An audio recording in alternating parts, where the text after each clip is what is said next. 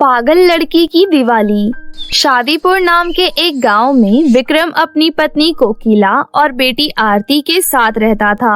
विक्रम किसी कंपनी में अच्छी पोजीशन पर काम करता था। विक्रम की बेटी आरती की दिमागी हालत कुछ ठीक नहीं थी। वो अजीबोगरीब हरकतें किया करती थी। कई बार तो वो अपनी हरकतों से लोगों को डरा भी दिया करती थी। कोकिला और विक्रम ने बहुत बड़े बड़े डॉक्टरों से आरती का इलाज करवाया, लेकिन कोई भी डॉक्टर आरती को ठीक नहीं कर पाया। अब वो लोग मान चुके थे कि आरती कभी ठीक नहीं होगी। एक दिन की बात है, विक्रम अपनी पत्नी से कहता है, कोकिला, हमें एक और बच्चा कर लेना चाहिए, क्योंकि तुम खुद ही सोचो, आरती की दिमागी हालत ठीक नहीं है। ऐसे में हमारे बुढ़ापे का सहारा कौन बनेगा? हम इस पागल लड़की से क्या उम्मीद करें? मुझे तो कभी कभी इस पर बहुत गुस्सा आता है। देखिए, आपकी बात तो सही है, लेकिन आप तो जानते हैं ना, डॉक्टर ने कहा है कि अब मैं दोबारा कभी माँ नहीं बन पाऊंगी। फिर आप ऐसी बातें क्यों कर रहे हैं? तुमने और तुम्हारी बेटी ने मेरा जीना हराम कर रखा है। अच्छा होता अगर मैं तुमसे शादी ही नहीं करता। ये आप कैसी बातें कर रहे हो? आरती सिर्फ मेरी बेटी नहीं है, वो हम दोनों की बेटी है। कभी कभी तो दिल करता है मैं तुम दोनों को छोड़कर कहीं चला जाऊं। आप ऐसी बातें ना किया करो। आपके बिना हमारा इस दुनिया में है ही कौन? मैं आपसे बहुत प्यार करती हूँ। लेकिन मैं तुमसे बिल्कुल प्यार नहीं करता, समझ में आई तुम्हें? इतना कहकर विक्रम घर से बाहर चला जाता है। विक्रम की बातों का कोकिला को बहुत बुरा लगता है। वो चुपचाप अपने कमरे में बैठकर रोने लगती है। 2 दिन तक विक्रम घर नहीं आता, इसलिए कोकिला को बहुत चिंता होने लगती है। 2 दिन बाद अचानक से विक्रम एक औरत को लेकर आता है। दोनों ने गले में माला पहनी हुई थी। कोकिला विक्रम से कहती है, आप 2 दिनों तक कहाँ थे? मैंने आपका बहुत इंतजार किया। मुझे लगा आप गुस्सा होकर पता नहीं कहाँ चले गए हो। और आपके साथ ये औरत कौन है? ये मेरी पत्नी है, दूसरी पत्नी। इसका नाम राधिका है और अब से ये यहीं हमारे साथ रहेगी। विक्रम की ये बातें सुनकर कोकिला के पैरों तले जमीन खिसक जाती है। उसको यकीन ही नहीं हो रहा था कि उसके पति ने दूसरी शादी कर ली है। वो बिना कुछ कहे अपने कमरे में चली जाती है। राधिका बहुत ही बुरी और अत्याचारी औरत थी। उसने आते ही आरती को पीटना शुरू कर दिया और कोकिला पर भी खूब अत्याचार करने लगी। एक दिन कोकिला अपने कमरे में बैठकर सोच रही थी, हे भगवान, आप ये सब क्या दिखा रहे हो? मेरे होते हुए मेरे पति ने दूसरी शादी कर ली और वो दूसरी औरत मेरी बेटी पर कितना अत्याचार करती है। मुझे ये सब कुछ देखा नहीं जा रहा है। मैं अब इस दुनिया में नहीं जीना चाहती, मैं मर जाना चाहती हूँ। इतना सोचते सोचते कोकिला छत पर चली जाती है और छत से छलांग लगाकर अपनी जान दे देती है। उसके मरने से ना विक्रम को कोई फर्क पड़ता है और ना ही उसकी दूसरी पत्नी राधिका को। फर्क पड़ा तो सिर्फ और सिर्फ उसकी बेटी आरती को। कोकिला के मरने के बाद आरती बिल्कुल अकेली हो गई थी। उसको ना उसके पिता प्यार करते थे और ना ही उसकी सौतेली माँ। इसी तरह कुछ दिन बीत जाते हैं। अब राधिका माँ बनने वाली थी, इसलिए विक्रम उसका बहुत ध्यान रखता था। एक दिन की बात है, आरती भागती हुई राधिका के पास आती है। राधिका विक्रम के साथ बैठकर टीवी देख रही थी। आरती कहती है, माँ, आप इतना सारा खाना खाती हो, देखो तो खा खा कर मोटी हो गई हो। तुम्हारा पेट कितना बाहर आ गया है। चुप कर, समझी? देखिए जी, ये मुझे क्या क्या बोल रही है। अगर मुझे नजर लग गई और मुझे या मेरे बच्चे को कुछ हो गया तो मैं इस लड़की की जान ले लूंगी। ए पागल, जाकर अपने कमरे में रह। खबरदार जो अपने कमरे से बाहर निकली तो तेरी टांगे तोड़ दूंगा। आरती मुंह बनाकर अपने कमरे में चली जाती है और कहती है, गंदे पापा, गंदी मम्मी। पहले वाली मम्मी कितनी अच्छी थी, वो मेरा कितना ध्यान रखती थी। ये दोनों तो गंदे हैं, मैं इन दोनों से अब कभी बात नहीं करूंगी। इतना सोचते सोचते आरती सो जाती है। एक दिन अचानक से राधिका की तबीयत बिगड़ जाती है तो विक्रम फोन करके लेडीज डॉक्टर को बुलाता है। लेडीज डॉक्टर आती है और राधिका का इलाज करती है और कहती है, आपकी पत्नी को कुछ नहीं हुआ है, बस इन्हें थोड़ी सी कमजोरी आ गई है। आप इनका अच्छे से ध्यान रखिएगा। मैं इन्हें ताकत का इंजेक्शन दे देती हूँ। इतना कहकर लेडीज डॉक्टर राधिका को इंजेक्शन दे देती है। ये सब आरती ने देख लिया था। वो खुद से ही कहती है, अच्छा, मतलब किसी की तबीयत खराब होती है तो उसे इंजेक्शन दे देते हैं। उसके बाद डॉक्टर वहाँ से चली जाती है। एक दिन की बात है, विक्रम काम पर गया हुआ था। आरती और राधिका घर में अकेले थे। तभी राधिका को उल्टियाँ होने लगती है। आरती उसके पास आकर कहती है, क्या हो रहा है आपको माँ? कुछ भी हो रहा हो तुझे उससे मतलब? एक तो मेरी उल्टियाँ नहीं रुक रही है, ऊपर से इस पागल लड़के ने दिमाग खराब करके रखा है। तभी आरती सोचती है, माँ को उल्टी हो रही है, इसका मतलब माँ की तबीयत खराब है। अब मुझे माँ को इंजेक्शन देना पड़ेगा। इतना सोचकर आरती कहीं से एक इंजेक्शन उठा लेती है और वो लेकर राधिका के कमरे में चली जाती है और राधिका के हाथ में वो इंजेक्शन घुसा देती है। राधिका की आंख एकदम से खुलती है और वो चिल्लाते हुए कहती है, अरे पागल लड़की, ये क्या किया तूने? मुझे दर्द हो रहा है, कोई बचाओ मुझे। माँ, मैंने आपको इंजेक्शन दे दिया है, अब आप जल्दी से ठीक हो जाओगी। तभी विक्रम घर आ जाता है और राधिका के चिल्लाने की आवाज सुनकर उसके कमरे में जाता है। वो देखता है कि आरती जबरदस्ती राधिका को इंजेक्शन लगा रही है। वो गुस्से में राधिका को थप्पड़ मार देता है और कहता है, पागल लड़की, तूने हम सबका जीना हराम कर रखा है, निकल जा तू यहाँ से, तेरी अब इस घर में कोई जगह नहीं है। इतना कहकर विक्रम आरती को घर से धक्के मारकर बाहर निकाल देता है। आरती की दिमागी हालत वैसे भी ठीक नहीं थी। वो भटकते भटकते दूसरे गांव में चली जाती है। वहाँ आरती को छोटे बच्चे बहुत परेशान करते थे। सब उसको पागल पागल बोलकर चिढ़ाने लगे थे। दिवाली का त्योहार आने वाला था, इसलिए बच्चे आरती के आगे पटाखा जलाकर भाग जाते थे और पटाखा फटते ही आरती बहुत डर जाती थी। तुम सब पागल हो गए हो क्या? तुम्हें पता नहीं है मुझे पटाखों से कितना डर लगता है, कोई बचाओ मुझे। पागल हम नहीं है, पागल तो तुम हो। आज तो हमने कम पटाखे जलाए हैं, कल दिवाली है, तुम देखना कल हम तुम्हारा क्या हाल करते हैं। उन बच्चों की बातों से आरती डर जाती है और डर के मारे गांव के जंगल में पेड़ के पीछे छुप जाती है। पूरा दिन बीत जाता है और पूरी रात भी बीत जाती है। दिवाली का दिन भी आ जाता है, परंतु आरती उस पेड़ के पीछे से बाहर नहीं आती। अगर मैं यहाँ से बाहर गई तो बच्चे मेरे सामने पटाखा जलाकर मुझे परेशान करेंगे और मुझे तो पटाखे से बहुत डर लगता है। आरती इतना कह ही रही थी, तभी अचानक से उसके बगल में बहुत तेज पटाखा फटता है, जिससे उसके हाथ में चोट भी लग जाती है। तभी सारे बच्चे जोर जोर से हंसने लगते हैं। देखा तुमने, हमने तुम्हें ढूंढ निकाला। तुम्हें क्या लगा हम तुम्हें नहीं ढूंढ पाएंगे? मुझे परेशान करना बंद करो। देखो तुम लोगों की वजह से मेरे हाथ में चोट भी लग गई है। तो हम क्या करें? अभी तो हम तुम्हारे सामने आलू बम जलाएंगे, देख लेना तुम। आरती घबरा जाती है और डर के मारे भागने लगती है। सारे बच्चे उसके पीछे पीछे भागने लगते हैं। आरती भागते भागते गिर जाती है और बेहोश हो जाती है। उसको बेहोश होता देख सारे बच्चे डर के वहाँ से भाग जाते हैं। तभी आरती के सामने लक्ष्मी माँ प्रकट होती हैं और अपनी शक्तियों से आरती को होश में लाती हैं। उनको देखकर आरती कहती है, मैंने आपको कहीं तो देखा है। हाँ, याद आया, आपकी तस्वीर थी मेरे घर में। जब मेरी पहले वाली माँ जिंदा थी तो दिवाली के दिन वो आपकी पूजा करती थी। उसी पूजा का फल आज मैं तुम्हें देने आई हूँ आरती। तुम बहुत नादान हो, तुम्हें उस गलती की सजा भोगनी पड़ रही है जो तुमने की भी नहीं है। आज मैं तुम्हें ठीक कर दूंगी। इतना कहकर लक्ष्मी माता अपनी शक्तियों से आरती को बिल्कुल ठीक कर देती हैं। आरती की दिमागी हालत अब बिल्कुल ठीक हो गई थी। वो लक्ष्मी माता से कहती है, आपका बहुत बहुत धन्यवाद माता। मेरी खुद की माँ तो मुझे छोड़कर चली गई, परंतु आपने मेरा साथ नहीं छोड़ा। तुम चिंता मत करो मेरी बच्ची, तुम्हारे जीवन में अब कोई दुख नहीं आएगा, ये मेरा वादा है तुमसे। लक्ष्मी माता उसी जगह पर एक घर प्रकट करती हैं और कहती हैं, बेटी तुम इस घर में रहना और ये कभी मत सोचना कि तुम अकेली हो। मैं हमेशा तुम्हारे साथ हूँ। तुम्हें जब भी किसी चीज की जरूरत हो तो सिर्फ मुझे याद करना। इस घर में तुम्हें तुम्हारी जरूरतों की सारी चीजें मिल जाएगी।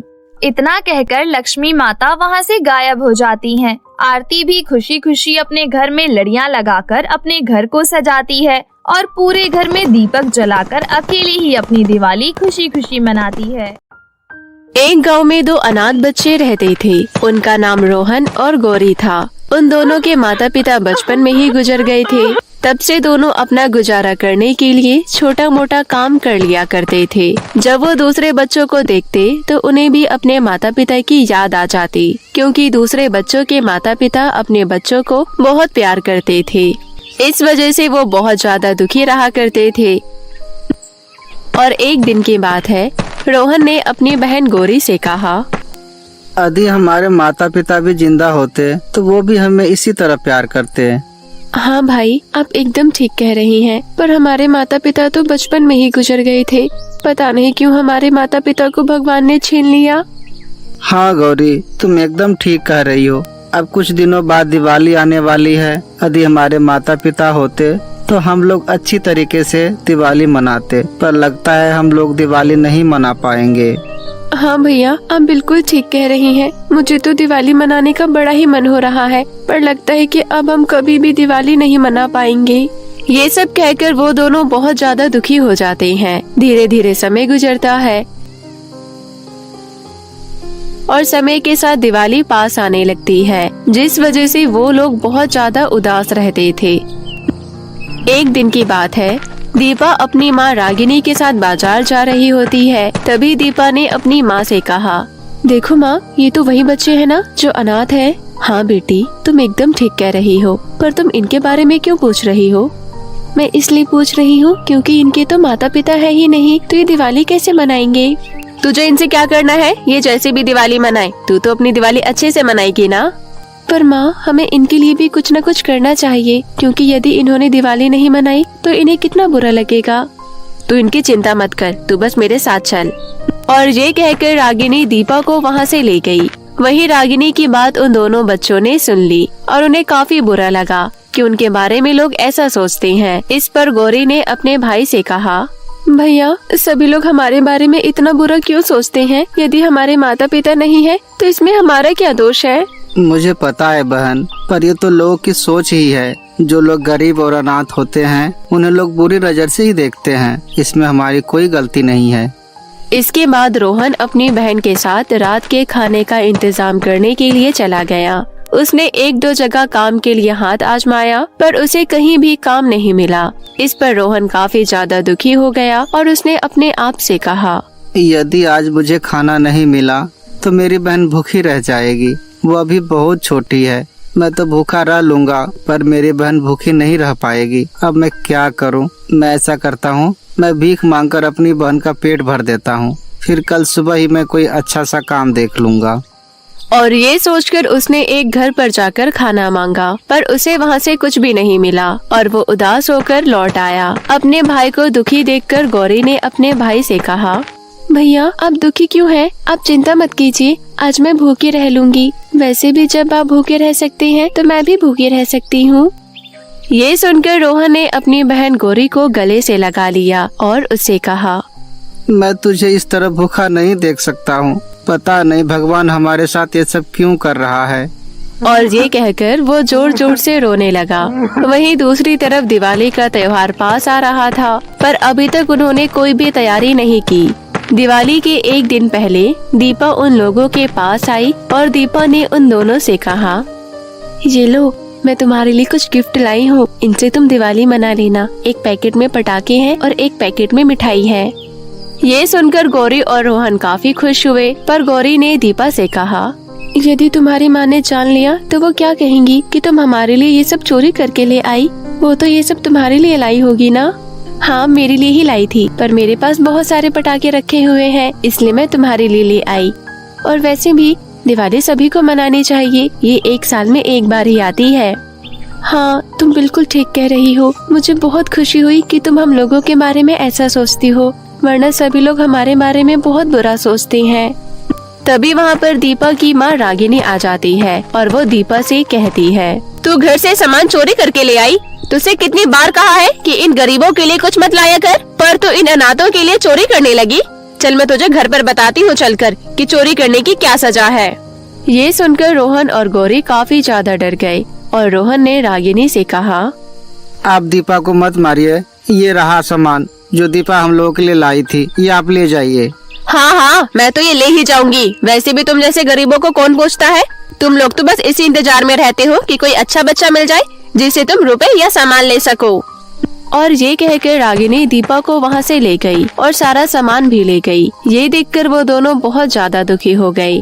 अगले दिन सभी लोग बहुत खुश थे क्योंकि सभी दिवाली की खुशियाँ मना रहे थे। सारे बच्चे नए नए कपड़े पहनकर पकवान खाने में लगे हुए थे। वहीं गौरी और रोहन उन बच्चों को देखकर काफी दुखी हो रहे थे क्योंकि वो भी उन बच्चों की तरह दिवाली मनाना चाहते थे। गौरी ने अपने भाई रोहन से कहा, भैया देखो, सभी बच्चे किस तरह दिवाली मना रहे हैं। यदि आज हमारे माता पिता जिंदा होते तो हम भी इसी तरह दिवाली मनाते ना। हाँ बहन, तुम बिल्कुल ठीक कह रही हो, पर हमारे तो माता पिता हैं ही नहीं। और ये कहकर वो रोने लगा। इस पर गौरी को भी रोना आ गया और वो दोनों काफी तेज रोने लगे। तभी वहाँ से रुद्र और शिवानी नाम का एक दंपत्ति जोड़ा निकला और उन्होंने जब गौरी और रोहन को रोता हुआ देखा तो वो उन दोनों भाई बहन के पास आए और रुद्र ने उन दोनों से कहा, क्या हुआ बच्चों, तुम रो क्यों रहे हो? और तुमने आज के दिन अपनी ये क्या हालत बना रखी है? तुम्हारे माता पिता कहाँ हैं? इस पर रोहन ने रुद्र को बताया, हमारे माता पिता नहीं है, हम गरीब और अनाथ बच्चे हैं, इसी वजह से इस तरह रह रहे हैं। अच्छा ऐसी बात है, चलो तुम मेरे साथ चलो। कहाँ? आप हम लोगों को कहाँ ले जा रहे हैं? अरे पहले चलो तो मेरे साथ, फिर तुम्हें सब कुछ पता चल जाएगा कि हम तुम्हें कहाँ लेकर जा रहे हैं। इसके बाद वो दोनों उन बच्चों को अपने साथ ले आए और सबसे पहले वो उन्हें एक अच्छी सी कपड़ों की दुकान पर ले गए, जहाँ पर रुद्र ने पहले रोहन और गौरी के कपड़े चेंज करवाए। ये देखकर वो दोनों बहुत खुश हुए, क्योंकि अभी तक उनके साथ इतने प्यार से किसी ने भी व्यवहार नहीं किया। उसके बाद शिवानी ने उन दोनों से कहा, अच्छा अब तुम लोग ये बताओ कि तुम्हें पटाखे चाहिए? हाँ हाँ, हम लोगों को पटाखे चाहिए। इसके बाद रुद्र ने उन दोनों को बहुत सारे पटाखे दिलवाए और पटाखों को देखकर वो बच्चे बहुत ज्यादा खुश हो गए। और रोहन ने उन दोनों से कहा, आपका बहुत बहुत धन्यवाद जो आपने हमारे लिए इतना सब किया। कोई भी हम लोगों से अच्छी तरीके से बात तक नहीं करता था, क्योंकि हम लोग गरीब और अनाथ है ना। पर आज आपने हमारे लिए इतना करके ये सिद्ध कर दिया कि सभी बुरे नहीं होते हैं, इस दुनिया में अच्छे लोग भी हैं। अब हम लोग अच्छी तरीके से दिवाली मना पाएंगे। अरे बच्चों, तुम लोग इस तरह से क्यों कह रहे हो? ये तो मेरा फर्ज था, और वैसे भी अब तुम हम लोगों के साथ ही चल रहे हो। क्या आप सच कह रहे हैं? हम लोग आपके साथ जा रहे हैं? हाँ, ये बिल्कुल सच कह रहे हैं। हम दोनों को कोई भी बच्चा नहीं है और हमें बच्चे की तलाश थी, पर भगवान ने तुम दोनों को भेज दिया। अब हम तुम दोनों को अपने बच्चों की तरह रखेंगे। ये सुनकर रोहन और गौरी बहुत ज्यादा खुश हुए और फिर शिवानी ने गौरी को बड़े प्यार से देखा और उससे कहा, तुम मेरी बेटी बनोगी ना? हाँ हाँ जरूर। ये सुनकर वो बहुत ज्यादा खुश हो गई और इसके बाद वो दोनों उन दोनों को अपने साथ ले आए और फिर उन दोनों ने खूब धूमधाम से दिवाली मनाई। अब रोहन और गौरी बहुत ज्यादा खुश थे कि उन्हें दिवाली के दिन भगवान ने सबसे अच्छा तोहफा दिया, उन्हें माँ बाप दे दिए, जिससे वो दोनों बहुत खुश थे और धूमधाम से दिवाली मना रहे थे। वहीं उन बच्चों को पाकर रुद्र और शिवानी भी बहुत खुश थे और फिर सभी ने मिलकर अच्छे तरीके से दिवाली मनाई।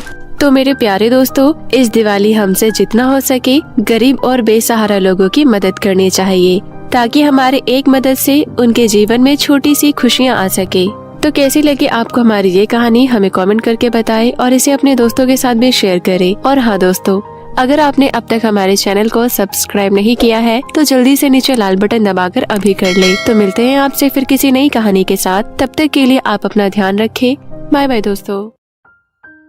सिंड्रेला 5वीं बार गर्भवती थी और एक सरकारी अस्पताल में अपनी 5वीं संतान को जन्म देने वाली थी। इससे पहले सिंड्रेला की 4 बेटियां थी। डिलीवरी रूम के बाहर सिंड्रेला की सास मधुबाला और पति रोहन बेसब्री से बच्चा होने का इंतजार कर रहे थे। जैसे ही सिंड्रेला की डिलीवरी हुई, तब नर्स मुस्कुराते हुए डिलीवरी रूम से बाहर आई और बधाई देते हुए सिंड्रेला की सास मधुबाला से बोली, बधाई हो आंटी जी, आपके यहाँ लक्ष्मी आई है। नर्स के बात सुनते ही मधुबाला का सर चकरा गया। हाय मेरी फूटी किस्मत, फिर से एक और लड़की। अरे बेटा रोहन, तेरी पत्नी है ये लड़कियां पैदा करने की मशीन। पहले से ही 4 लड़कियां मेरी छाती पर मूंग दलने के लिए पैदा की है, अब एक और ले आई। तुमने सही कहा माँ, अब मैं इन 5 लड़कियों को पालूंगा कैसे? और इनकी शादी का खर्चा वो अलग, ऐसे तो मैं बर्बाद हो जाऊंगा। हे भगवान, अब मैं क्या करूँ? अरे बेटा मेरी मान, इस कलमुही सिंड्रेला और उसके 5 बेटियों को यहीं छोड़कर यहाँ से चुपचाप भाग चलते हैं। किसी को पता भी नहीं चलेगा, वरना इनके चक्कर में हम बर्बाद हो जाएंगे। माँ तुम ठीक कह रही हो, चलो चलते हैं यहाँ से। फिर दोनों माँ बेटे सिंड्रेला को उसके नवजात बच्ची और बाकी की 4 बेटियों को अस्पताल में ही छोड़कर वहाँ से चले गए। कुछ देर में जब सिंड्रेला को होश आया तो वो अपने नवजात बच्चे को देखकर खुश तो बहुत हुई, लेकिन 5वीं बार बेटी होने के कारण अपनी सास और पति के बारे में सोचकर डर रही थी। तभी नर्स सिंड्रेला के होश में आते ही उसके 4 बेटियों को लेकर उसके पास आई। नर्स, मेरे पति और सास कहाँ हैं? वो नहीं आए। वो तो बिना बताए ही कब के यहाँ से चले गए हैं। ये सुन सिंड्रेला बहुत दुखी हुई। फिर 2 दिन बाद अस्पताल से छुट्टी मिलने के बाद सिंड्रेला गोद में अपने नवजात बच्ची और बाकी 4 बेटियों को लेकर घर पहुंची और दरवाजा खटखटाते हुए बोली, माँ जी, दरवाजा खोलिए, मैं हूँ, आपकी बहू सिंड्रेला। तभी गुस्से से मधुबाला दरवाजा खोलते हुए बोली, क्यों रे, यहाँ क्या करने आई है? मेरे बेटे ने तुझे हमेशा के लिए छोड़ दिया है। अब हमारे घर में तेरे लिए कोई जगह नहीं है। चले जाओ यहाँ से अपनी इन 5 बोझ के गठरी को लेकर। माँ जी, ऐसा मत बोलो, मैं अपनी 5 बेटियों को लेकर कहाँ जाऊँगी? कहीं जाकर डूब मर, मुझे क्या। अब हमारा तेरे साथ कोई वास्ता नहीं है। चली जाओ यहाँ से। अरे आज के जमाने में एक लड़की का बोझ उठाया नहीं जाता और तूने तो 5 पैदा कर ली। मैं अब अपने बेटे रोहन की दूसरी शादी करूँगी ताकि मेरा वंश आगे बढ़ सके। इतना बोलकर मधुबाला ने सिंड्रेला और उसके 5 बेटियों के लिए घर के दरवाजे हमेशा के लिए बंद कर दिए। बेचारी सिंड्रेला अपनी बच्चियों को लेकर शहर के पास ही एक छोटी सी बस्ती में टूटे फूटे घर में रहने लगी। अपनी बच्चियों का पेट पालने के लिए सिंड्रेला मेहनत मजदूरी करने लगी। सिंड्रेला अपनी 5 बेटियों से बहुत प्यार करती थी। धूप हो या छाँव, वो दिन भर कड़ी धूप में काम करती ताकि उसकी बेटियां पढ़ लिख कर कुछ बन सके। वक्त का पहिया धीरे धीरे बढ़ता गया और ऐसे ही 20 साल बीत गए।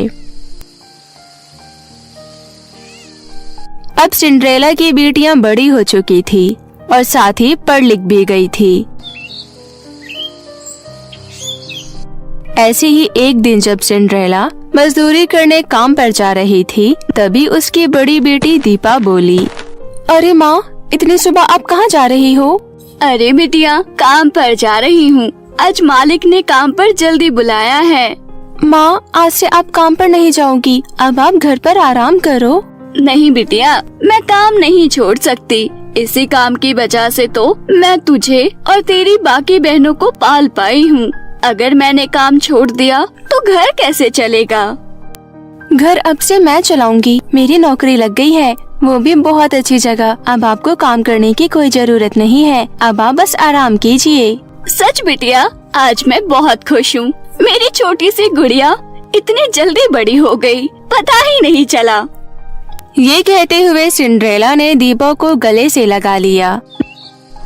फिर शाम को सिंड्रेला अपनी बड़ी बेटी दीपा संग सब्जी लेने मार्केट जा रही थी। तभी पड़ोस में रहने वाली सरिता दूसरी औरत के साथ बात करते हुए सिंड्रेला को ताने मारते हुए बोली, अरे कमला बहन, आज के जमाने में 5 लड़कियां पालना कितना मुश्किल है, वो भी बिना बाप के। लड़कियां किसी बोझ से कम नहीं होती, तभी तो इनके बाप ने इन्हें छोड़ दिया। खबरदार सरिता बहन, मेरी बेटियों को बोझ कहा तो, वरना मैं तुम्हारा मुंह नोच लूंगी। मेरी बिटिया बोझ नहीं है, मेरा अभिमान है, समझी तुम? माँ, रहने दो। जिन्हें भगवान ने औरत बनाया तभी वो एक औरत का दुख न समझे, फिर वो इंसान नहीं। दीपा की बात सुनकर सरिता का सिर शर्म से झुक गया। सिंड्रेला को अपनी बेटियों पर बहुत गर्व था। सिंड्रेला ने खूब मेहनत करके अपनी 5 बेटियों को शिक्षित बनाया था। सिंड्रेला की 5 बेटियां संस्कारी होने के साथ साथ समझदार भी थी। ऐसी ही एक शाम सिंड्रेला की दूसरी बेटी मीरा जब घर आ रही थी, तभी बस्ती के कुछ आवारा लड़के बीच चौराहे पर खड़े थे। तभी उनमें से सूरज नाम का एक लड़का मीरा को देखते ही उसे छेड़ने लगा। अरे जरा इधर भी नजर डाल लो मैडम। अरे ओ मैडम, कहाँ जा रही हो? सुन तो लो। उफ, सच में इस बस्ती में रौनक तो सिंड्रेला आंटी की 5 बेटियों ने लगा रखी है। कसम से 5 एक से बढ़कर एक हैं। मन करता है 5 में से किसी एक से शादी कर लूं। लेकिन मीरा सूरज की बातों को अनदेखा कर वहाँ से जाने लगी। अरे कुछ बोलती हो तो जाओ मैडम, मैं तो तुम्हारी माँ का बोझ हल्का करना चाहता हूँ। शादी कर लो मुझसे। मीरा फिर भी कोई जवाब नहीं देती। ये देख सूरज ने जबरदस्ती मीरा का हाथ पकड़ लिया।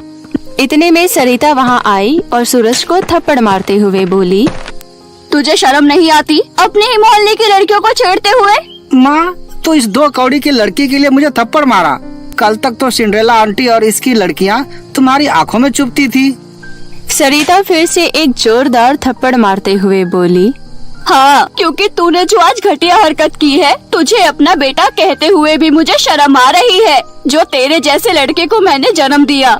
सच में सिंड्रेला बहन बहुत खुशकिस्मत है जो उसके घर बेटियों ने जन्म लिया। अब मैं जान गई, लड़कियां बोझ नहीं होती, बल्कि तेरे जैसे लड़के बोझ होते हैं समाज के लिए। हाय, मैंने तेरा नाम सूरज रखकर बहुत बड़ी गलती कर दी। मुझे तेरा नाम राहु या केतु रखना चाहिए था। अरे माँ, गलती इसकी भी तो है, इतना मेकअप करके क्यों चलती है? क्यों, मेकअप करना क्या गुनाह है? मैं भी तो करती हूँ मेकअप। अरे शुक्र मना, इसलिए मुड़कर तुझे थप्पड़ नहीं मारा, वरना सिंड्रेला दीदी की 5 लड़कियाँ किसी शेरनी से कम नहीं है, समझा? इतने में सिंड्रेला भी वहाँ आ पहुँची। सरिता ने अपने पिछले बुरे व्यवहार के लिए सिंड्रेला से माफी मांगी। फिर कुछ ही समय में अपनी 5 बेटियों की बदौलत सिंड्रेला ने शहर में एक सुंदर घर खरीदा और बस्ती छोड़ अपनी बेटियों के साथ हंसी खुशी उस घर में रहने लगी।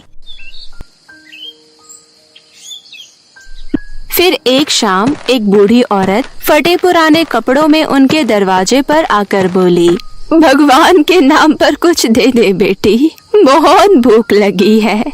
बूढ़ी औरत की आवाज सुन सिंड्रेला एक बड़ी सी थाली में खाना लेकर बाहर आई और जैसे ही उसने बूढ़ी औरत को देखा उसके होश उड़ गए। वो बूढ़ी औरत कोई और नहीं, उसकी सास मधुबाला थी।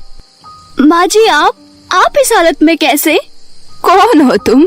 मैंने तुम्हें पहचाना नहीं, बूढ़ी हो गई हूँ, नजर भी कमजोर हो गई है। माँ जी, मैं आपकी बहू सिंड्रेला हूँ। सिंड्रेला बहू, मैं तुझे कब से ढूंढ रही थी। माफ कर दे मुझे, तुम्हारे साथ बुरा करने पर भगवान ने मुझे भी सजा दी। मेरे बेटे ने दूसरी शादी करके अपनी अमीर और घमंडी पत्नी के साथ मिलकर मुझे मेरे ही घर से बाहर निकाल दिया। मैंने एक माँ को बेघर किया था ना, इसलिए भगवान ने मुझे भी दर दर के ठोकरे खाने पर मजबूर कर दिया। मुझे माफ कर दो बहू।